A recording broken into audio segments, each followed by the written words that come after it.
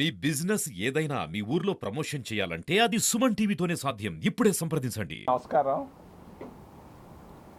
ఈరోజు ముఖ్యంగా 3 అంశాలు, ఆ తర్వాత ఎలక్షన్ కమిషను, పోలీసుల గురించి మాట్లాడదలుచుకున్నాం.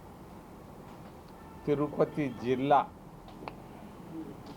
తిరుపతి చాలా పుణ్యక్షేత్రం, పవిత్రమైనటువంటి పుణ్యక్షేత్రం. ఈ పుణ్యక్షేత్రంలో పార్లమెంటు, అసెంబ్లీ ఎన్నికలు చాలా అద్భుతంగా జరిగాయి ఈ దఫా.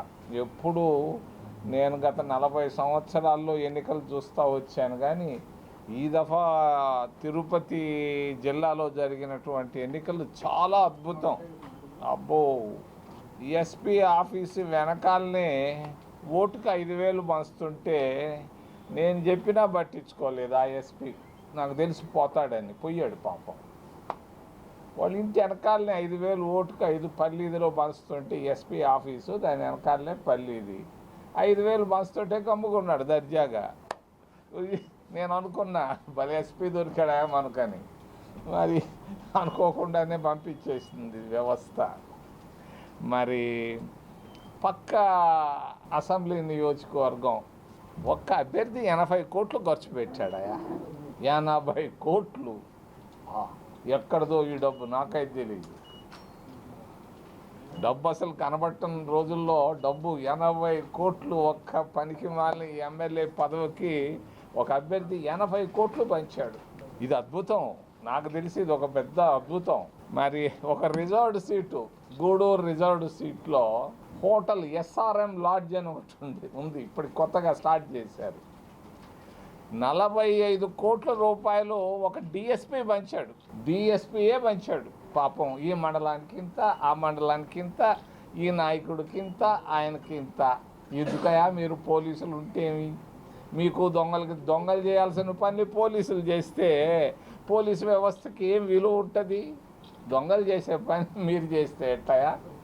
ఒక పోలీస్ అధికారి నీకు ప్రేమ ఉంటే రాజీనామా పెట్టి ఎలక్షన్లో పోటీ చేయి, లేకపోతే నీకు ఇంకేదన్నా వ్యాపారం చేసుకో. పోలీసు డ్రెస్ వేసుకొని సీట్లో కూర్చొని నువ్వు 45 కోట్లు పంచుతూ ఉంటే మేము చూస్తూ ఉండాలా? ఇది ఎక్కడ నేను చూడలేదయ్యా. అబ్బో, ఒక్క వైసీపీ పార్టీనే ఒక్క తిరుపతి జిల్లాలో, ఆ చంద్రగిరి తీసేద్దాం, నాకు పడలేదు దాని గురించి, మరి 200 నుంచి 300 కోట్లు పంచింది. ఒక్కొక్క ఓటుకి 4,000 రూపాయలు. పక్కనే రాయి సిరేసేంత దూరంలో, చంద్రగిరి కాదు ఈ పక్క. ఏది పులివెందల్లోనే 1,500 పంచారు వాళ్ళు. 1,500 ఒకరు పంచితే 1,000 రూపాయలు ఇంకొకరు పంచారు, ఇంకొకరు 500 పంచారంట. మరి ఇదేంది ఇక్కడ? ఎక్కడదా డబ్బు? 4,000 ఏంది ఓటుకి, 5,000 ఏంది? వాళ్ళు కూడా మా ఓట్లకి వాళ్ళు జల్సాగా, అయ్యా నాకు 6,000 ఇచ్చారు ఈ పక్క ఆ పక్క అని ఒక పక్క చెప్తే, ఇంకో పక్క మా ఇంట్లోనే 25,000 వచ్చినాయని వాళ్ళు జల్సాగా ఉన్నారు. కానీ ఓట్లు మాత్రం తీసుకున్నారే కానీ వేసింది వేరే వాళ్ళకి. చాలా తెలివిగా ఉండిపోయారు ఈ దఫా ఓటర్లు. అబ్బో, ఈ దఫా నేను చూడలేదా, చాలా ఎన్నికలు చూశాను, కానీ తిరుపతి లోక్సభ పరిధిలో చాలా అద్భుతాలు జరిగాయి. మరి ఎందుకు ఎలక్షన్ కమిషన్ నాకైతే అర్థం కావటంలే.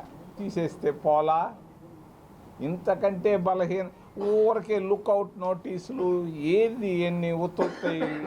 ఇది అంటే ట్రిక్కులు, డైవర్షన్ ట్రిక్కులు. మేము చాలా బాగా ఎఫెక్టివ్గా పనిచేస్తున్నామని మాటకే కానీ ఎక్కడ చేశారు?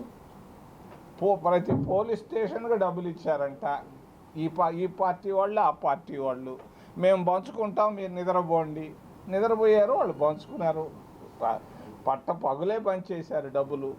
అట్లా దానికి ఎందుకు? ఓట్లు కొనుక్కునేదానికి ఓట్లు ఎందుకు? ఎలక్షన్లు ఎందుకు? ఏంది ఇది? ఏ తరహాలో వెళ్తూ ఉంది దేశం, రాష్ట్రం? భ్రష్టు బట్టి చేశారు ఈ ఎన్నికలు. ఏమేం లేదు ఎన్నికల్లో, ఊరికే డబ్బులు పంచుకోవడం తప్ప మా విధానాలు ఇవి, మేము వస్తే ఇది చేస్తాం, మేము ఈ గ్యారంటీ ఇస్తాం, ఏమి లేదు. ఇదిగో తీసుకో, మాకు ఓటే. మరి ఓటరు పర్సంటేజ్ కూడా పెరిగింది. ఎందుకు పెరిగింది అని అంటే వీళ్ళు ఇచ్చిన డబ్బులకే మాత్రం కాదు. ఒక ఎలక్షన్ కమిషన్ ఒక మంచి పని చేసింది. 18 ఏళ్ళు నిండిన తర్వాత ఎవరినైనా ఓటర్గా నమోదు, రేపు ఎన్నికైనా కూడా ఈరోజు ఓటర్ నమోదు చేసుకోవచ్చు. దానివల్ల ఎక్కువ శాతం పెరిగింది, యువకులు ఎక్కువగా వచ్చారు ఈ దఫా ఓటింగ్కి. 17 ఏళ్ళు నిండంగానే మరి మహిళలు కూడా ఎక్కువ వచ్చారు. ఏది ఎన్నిక ఎట్లయినా కూడా ఎన్నికలు చాలా అద్భుతంగా జరిగాయి. ఇటువంటి అద్భుతాలు మళ్ళా జరుగుతాయని నేను అనుకోవటం లేదు. మరి రాష్ట్ర పరిస్థితి, ఆయనేమో స్విట్జర్లాండ్లో విహారం చేస్తున్నాడు పడవలో, స్టీమర్లో. అబ్బో భలే బాగుంటుంది స్టీమరు. దాంట్లో హాయిగా ప్రయాణం చేస్తున్నాడు. రాష్ట్రాన్ని బ్రష్ బట్టి ఇచ్చేశాడు. పెన్షన్లకి పెన్షన్లు ఇప్పటిదాకా రాలా. ఒక డాక్టర్ దగ్గర పోయాను 11:30కి, పెద్ద డాక్టర్, మర్యాద కలిగిన డాక్టర్. నేను కష్టపడుతున్నానే, నీకేం కష్టం ఇంత పెద్ద డాక్టర్, నాకు పెన్షన్ రాలేదయ్యా అన్నాడు. ఏం పెన్షన్, నీకు నెల నెల పింఛన్ రాలేదంటున్నాడు, బాధపడుతున్నాడు. ఏంది, వ్యవస్థలన్నీ నాశనం అయిపోయి పెన్షన్లు రావటం లేదు, ఏమీ జరగటం లేదు. వ్యవస్థలన్నీ కుళ్ళిపోయినాయి, నాశనం అయిపోయినాయి ఆంధ్రప్రదేశ్ రాష్ట్రంలో. పక్క రాష్ట్రాలు బెటరు, ఎన్నో రెట్లు మేలు. తమిళనాడులో నిన్న మొన్న చూస్తే ఎంతో బెటర్గా ఉంది. ఇక్కడ ఏముంది ఆంధ్రప్రదేశ్ రాష్ట్రంలో? నువ్వు ఆరోగ్యశ్రీ ఆడకపోతే నువ్వు డబ్బు ఇస్తే కానీ లేదంటాడు. మధ్యలోనే బెడ్లో నుంచి, ఐసీయూలో నుంచి లేపేస్తున్నారు, మీకు డబ్బు రావట్లేదు వెళ్ళమంటున్నారు. ఏమైపోయింది ఈ రాష్ట్రం? పతనం ప్రారంభమైంది. మంచికి చెడ్డకి పతనం ప్రారంభమైంది. జగన్మోహన్ రెడ్డి పతనం అయిపోయింది కంప్లీట్ కథం. ఆయన మళ్ళా తిరిగి రాడు. ఏమైనా నువ్వు ఎట్ట చెప్తుంటావు నువ్వు అడగొచ్చు. నీకేసిన పోస్టల్ బ్యాలెట్లోనే తెలిసిపోతుంది నీ కథ. 100 ఓట్లు వేస్తే 99 ఓట్లలో 99 ఓట్లు అపోజిషన్కి వేసి నీకు ఒక్క ఓటు కూడా పడలేదు అక్కడ. ఇంతకంటే ఏంది ప్రజా నాడేది? నీకున్నటువంటి తీవ్ర వ్యతిరేకత. నేను వెంకటగిరిలో 6 గంటలకు పోయాను. ఎన్నికలు అయిపోయిన తర్వాత ఊరికే అక్కడ కూర్చొనింటే వాళ్ళందరూ పోయి దండం పెట్టి అడిగితే, ఏమయ్యా ఎవరికి ఓటేశారంటే వాళ్ళు చెప్తున్నారు, అబ్బో పట్టిన దరిద్రం పోయిందయా, అబ్బో ఈ రాక్షస పాలన పోయిందయా, అబ్బా ఇంకొద్దయా, శని పట్టిందా అని అంటున్నారు. ఏంది ఇట్ట అంటున్నారు మీరు వెంకటగిరిలో 6 గంటలప్పుడు? అంటే అంతే కదంటాయా, నీకు తెలియదంటాయా, మా చేత చెప్పిస్తున్నావు, నన్ను దబాయించారు. పరిస్థితులు చాలా మార్పు కోరుకుంటున్నారు ఆంధ్రప్రదేశ్ రాష్ట్రంలో. జగన్మోహన్ రెడ్డి ఏదో కళ్ళగా అంటున్నాడు. ఆయన ఎవరో ఒక మంత్రులు 2, 3, 4 చెప్తున్నారు, మేము వచ్చేస్తున్నాం 150, 170 రావు. కానీ 4,000 నుంచి 5,000 కోట్ల రూపాయలు ఖర్చు పెట్టింది. ఒక్క అసెంబ్లీ నియోజకవర్గంలో 80 కోట్లు ఖర్చు పెట్టారు. ఆయన పేరు చెప్పదలుచుకోవాలి, నాకు చిన్నప్పటి నుంచి తెలుసు. ఆయన 80 కోట్లు ఎక్కడి నుంచి వచ్చింది? రాష్ట్రం మొత్తం మీద 4,000 నుంచి 5,000 కోట్ల రూపాయలు ఖర్చు పెట్టారు. ఎక్కడిది డబ్బు? కాంగ్రెస్ పార్టీ 100 సంవత్సరాల ముందు పుట్టిన పార్టీ దేశం అంతా కలిపి 5% ఖర్చు పెట్టలేకపోయింది ఈ 4-5 వేల కోట్లల్లో. వాస్తవం ఇది. ఎక్కడిది? ఒక చిన్న ప్రాంతీయ పార్టీకి ఒక చిన్న రాష్ట్రంలో ఇన్ని వేల కోట్ల రూపాయలు జమ చేసినాడు అని అంటే, తేగలిగాడు అని అంటే, ఆయనకి నిజంగా ఎవరెవరికో ఇస్తున్నారు పనికి మాలిన అవార్డులు, పద్మశ్రీ అవార్డు, ఇదికి ఇవ్వాలయ్యా మా ఫ్రెండ్ కొడుకే. అబ్బబ్బబ్బబ్బా, నాకు ఒక పక్క సంతోషం, ఇంత డబ్బు ఎట్ట తెచ్చావా అది నాకు ఒక సంతోషం. కానీ నువ్వేంది ఓట్లు కొనుక్కునే దానికి మళ్ళీ ఎన్నికలు ఎందుకో, ప్రజాస్వామ్యం ఎందుకు, భారత రాజ్యాంగం ఎందుకు, పత్రికా స్వేచ్ఛ ఎందుకు? ఎన్ని ఆడబినా పత్రికా స్వేచ్ఛలో సంఖ్యలు వేసేసినాడు మా ఫ్రెండు మోడీ, బ్రహ్మాండంగా వేసేసాడు. ఏమన్నా మీకు సంఖ్యలలో నుంచి మీరు మీకు సంఖ్యలు లేవని మీరు అనుకుంటున్నారేమో, గుడ్డోళ్ళు కూడా అనుకుంటున్నారు. పత్రికా స్వేచ్ఛకు సంఖ్యలు పడ్డాయి. ఏమి రాయగలుగుతున్నారు తప్పుల గురించి? ఎవరు రాయగలుగుతున్నారు? దేశం మొత్తం మీద మా తిరుపతి ఎంతో మేలు, మీకెంతో బాగా ఫ్రీగా చేతులు ఇక్కడ ఉన్నాయి, రాసిపారేయచ్చు. వాళ్ళు ప్రింట్ వేస్తారో లేదో తర్వాత సంగతి. దేశమంతా సంఖ్యలు పడిపోయినాయి పత్రికా స్వేచ్ఛకు. ఆయన ఎవరో పొద్దున వచ్చి 400 సీట్లు 370 సీట్లు ఏడొస్తాయా నీకు సీట్లు మోడీ? ఏంది నువ్వు చేసేది? పొద్దున్న లేచి కులాల మధ్య తగాదాలు. ఎందుకయా నీకు కులాల మధ్య తగాదాలు పెట్టాల్సిన పనే ఉంది? మతాల మధ్య నీకేంది? ప్రధానమంత్రి అంటే ఏంది? నీ స్థాయి ఏంటి? ఎక్కడ ఉండాలా? ఏంది నీ మాట్లాడే మాట్లాడేది? ఒరిస్సాకు పోయి జగన్నాథ్ బండ నేను నిన్న మద్రాసులో ఉంటే చూస్తూ ఉన్నాడు ఆ స్టాలిన్. మరి ఆ జగన్నాథ్ టెంపుల్ తాళాలు మద్రాసులో ఉన్నాయంటాడు. తాళాలు ఏంది? జగన్నాథ్ టెంపుల్ ఏదిరా ప్రధానమంత్రి? నువ్వు ప్రధానమంత్రివే, లేకుంటే సర్పంచ్వే, మండల అధ్యక్షుడివే.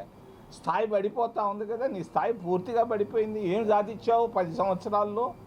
ఎవడైనా ఒక్క పేదవాడు బాగుపడ్డా నీ వల్ల? ఒక్క పేదవాడు, ఒక్క నిరుద్యోగ కన్నా ఉద్యోగం ఇవ్వగలిగేవా? తలకాయ ఎత్తుకొని ఎట్టొచ్చావా? మళ్ళా మీకు తెలియని రహస్యం చెప్తానా? భారతదేశంలో మరి పాలిటీషియన్లు ఎంతోమంది ఉన్నారు. బయట వచ్చేటప్పుడు ఊరికే తలదూకొని మొహం కట్టుకొని వస్తారు. మరి మన భారతదేశ ప్రధానమంత్రికి ఒక పెద్ద స్టూడియో ఉందా? ఎన్టీ రామారావుకి లేదు, అక్కినేని నాగేశ్వరరావుకి లేదు, వాణిశ్రీకి లేదు, శ్రీదేవికి లేదు. ఈయన పెద్ద స్టూడియో ఉంది. ఆ స్టూడియోలో పోయి గంట సేపు కూర్చొని అది చేసుకొని ఇది చేసుకొని ఆయన దినానికి ఖర్చు, మేకప్ ఖర్చు 20,000. ఏందా ప్రధానమంత్రి ఇదే చేసేది? కూటికి లేక 100 రూపాయలు లేక, అన్నం లేక, సేరు బియ్యం లేక సస్తా ఉంటే నువ్వేదా ప్రధానమంత్రి? ఎట్టా నువ్వు ప్రధానమంత్రివి? ఈయనకు రాబోయేది 150 సీట్లు. ఆయన ఏదో డంబాలు కొట్టుకుంటున్నాడు. రావు, ఎక్కడొస్తున్నాయి నీకు? ఏదో తెలంగాణలో ఏదో కొంచెం ఎక్కువ వచ్చేటట్టు ఉన్నాయి. మా రేవంత్ రెడ్డి పొద్దున్నే వస్తే నేను ఎయిర్పోర్ట్లో కలిసా. అది అడగలేదు కానీ నన్ను అటు సోనియా గాంధీ అడిగింది. ఎట్టుంది తెలంగాణ? ఏదో 1-2 సీట్లు ఎక్కువ వచ్చేటట్టు ఉన్నాయి బీజేపీకి. నేను కాదంటం లేదు కానీ భారతదేశంలో రావు. ఆయన ప్రధానమంత్రి కాడు. ఆయన ప్రధానమంత్రి ఎట్టి పరిస్థితుల్లో కాడు. అందరినీ తీసుకోపోయి ఒక పక్కన పెడతాం. తప్పనిసరిగా ప్రభుత్వాన్ని, కేంద్ర ప్రభుత్వం, మోడీ వ్యతిరేక ప్రభుత్వాన్ని 5వ తేదీ 6వ తేదీ రాత్రిలో రాష్ట్రపతి దగ్గర పోయి మేము అందరం ఇచ్చి జాబులు ఇచ్చి కొత్త ప్రభుత్వాన్ని ఏర్పాటు చేస్తాం. చక్కటి ప్రభుత్వం వస్తుంది. కక్షపూరిత ప్రభుత్వం రాదు.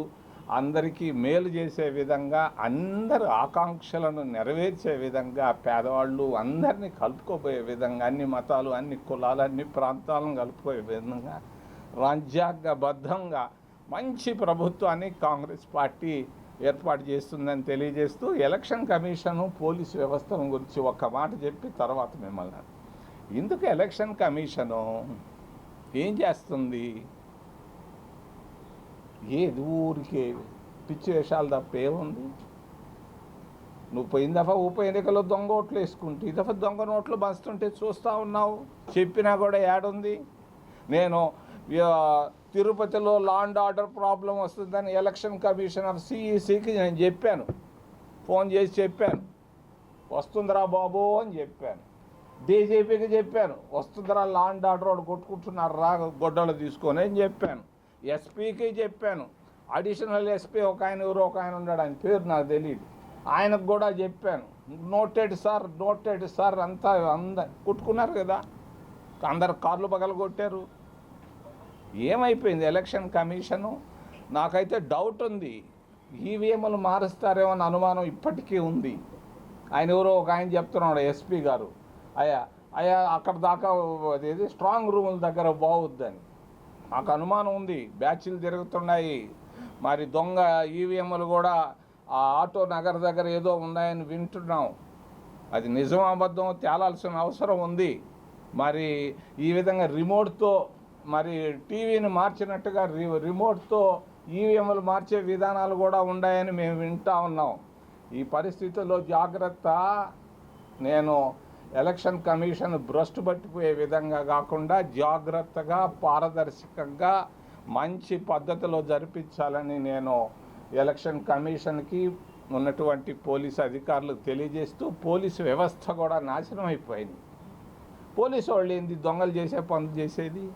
పేర్లు ఇది చెప్తే మీరు మరి తలకాయలు తీసి మీరు ఉరేసుకుంటారేమో. డబ్బులేందా మీరు పంచేది? 45 కోట్లు ఎట్ట పంచుతావా? ఒక గూడూరు నియోజకవర్గంలో ఒక రిజోర్ట్ స్థానంలో అంత డబ్బు ఆడితే 45 కోట్లు ఎక్కడి నుంచి తెచ్చావా పోలీసు ఆయన? ఇక్కడ కూడా ఏం జరుగుతూ ఉంది? ఇక్కడ ఈ వ్యవస్థలు బాగా భ్రష్టు పట్టిపోయినాయి. ఈ వ్యవస్థలో నుంచి దేశాన్ని ముందుకు తీసుకోవాలని ఏకైక పార్టీ కాంగ్రెస్ పార్టీ.